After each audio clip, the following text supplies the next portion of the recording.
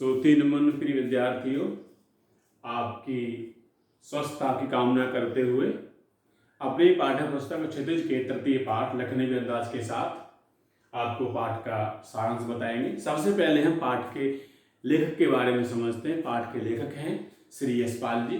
श्री यशपाल जी का जन्म फिरोजपुर छावनी में सन 1903 में हुआ था।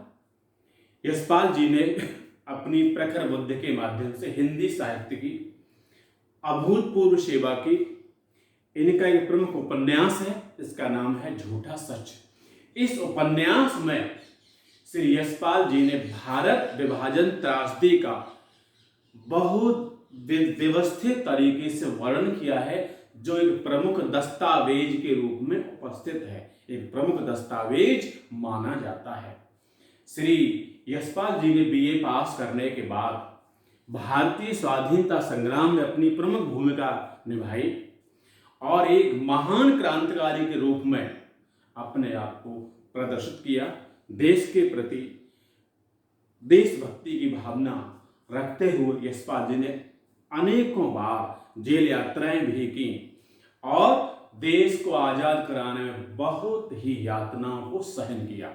इस तरह से श्री यशपाल जी ने भी हमारे देश को आजाद कराने में अपने जीवन का अमूल्य समय हम सबके लिए दिया। इस महान लेखक, महान क्रांतिकारी का स्वर्गवास 1976 में हुआ। इस तरह से हमने अपने पाठ के लेखक का संक्षिप्त जीवन परिचय जाना। अब हम पाठ का सारांश समझते हैं। यह लखनवी अंदाज पाठ लेखक की व्यंग रचना है, जिसमें लेखक ने पतनशील सामंत वर्ग की ओर सीधा कटाक्ष किया है, जो वास्तविकता से दूर रहते हुए बनावटीपन को दर्शाता है। एक बार लेखक ने रेल के माध्यम से सेकंड क्लास के डिब्बे में यात्रा करने की कोशिश की। सेकंड क्लास के डिब्बे में यात्रा की और वह यह सोचकर उन्होंने सेकंड क्लास के डिब्बे का टिकट खरीदा कि डिब्बा निर्जन होगा, डिब्बा खाली होगा, हम अकेले आराम से बैठेंगे और खिड़की के पास बैठते हुए प्राकृतिक दृश्यों का भी आनंद ले सकेंगे और एक नई कहानी के बारे में भी हम बड़ी ही तन्मयता पूर्वक, बड़ी ही निर्विघ्नता पूर्वक सोच सकते हैं। लेकिन जब लेखक सेकंड क्लास के डिब्बे में प्रवेश हुए तो उनका अनुमान उनकी सोच के और विपरीत निकला, क्योंकि डिब्बे में पहले से ही सफेद पोश पहने हुए नवाबी अंदाज में सज्जन विद्यमान थे। लेखक को अचानक से डिब्बे में आ जाने पर उन सज्जन ने लेखक के प्रति संगति की कोई प्रतिक्रिया नहीं दिखाई और बैठे रहे।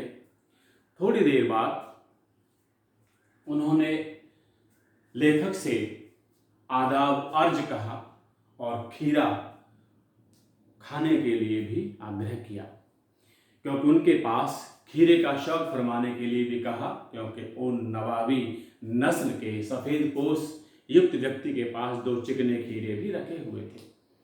लेखक ने कहा, आप ही केवला शौक फरमाएं, आप ही शौक फरमाएं, आप ही, और जरा हमारा मादा भी कमजोर है, इसलिए आप ही इसका उपयोग करें। नवाब साहब ने सफेद तौलिया बिछा दी। उन्होंने सबसे पहले खीरों को खिड़की से बाहर धोया। उनके पास पानी था एक पात्र में, उस पानी से खीरों को धोया। धोने के बाद उन्होंने जेब से चाकू निकाला और एक एक करके खीरों को छीला। बड़े व्यवस्थित तरीके से खीरे उन्होंने छीले और खीरे छीलने के बाद उन्होंने बड़े करीने से खीरे की फांकें काटी और एक एक करके उन्हें तौलिया पर सजाते गए।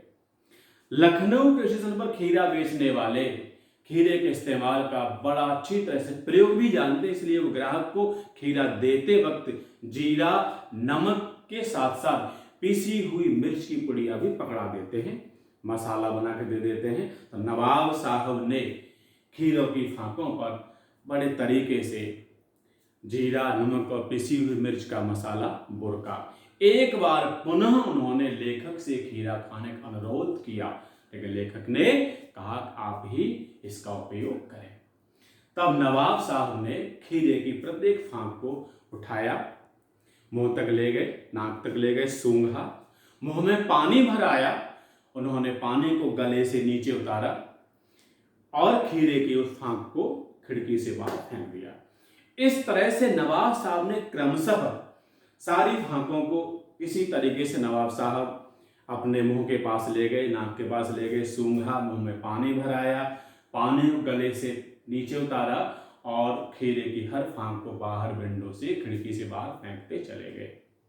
और यह सिद्ध किया, यह दर्शाया, यह प्रतिक्रिया इस तरह से करने की उन्होंने अपना यह संकेत दिया ऐसा करने से कि हम नवाब लोग, हम रईस लोग इस तरह की वस्तुओं खाते नहीं हैं, बस उनका सूंघ कर, देख कर स्वाद जान लेते हैं। और अंत में नवाब साहब की ओर से एक पेट भरे जैसे हुए डकार का स्वर भी सुनाई दिया।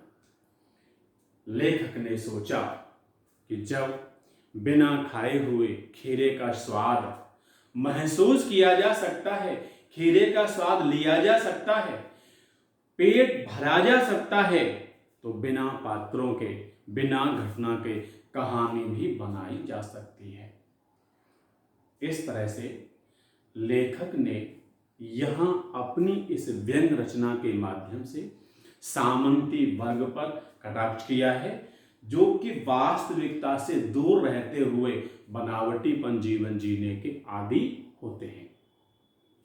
और यह सिद्ध किया है कि जब बिना खाए पिए स्वाद जान सकते हैं, पेट भरा जा सकता है, तो बिना किन्हीं पात्रों के, बिना किसी घटना के कहानी भी सहजता से, सरलता से बनाई जा सकती है। इस तरह से हमने पाठ का सारांश समझा। निश्चित ही आपको पाठ समझ में आ गया होगा। आपको बहुत बहुत शुभकामनाएं। धन्यवाद। श्रोती नमन।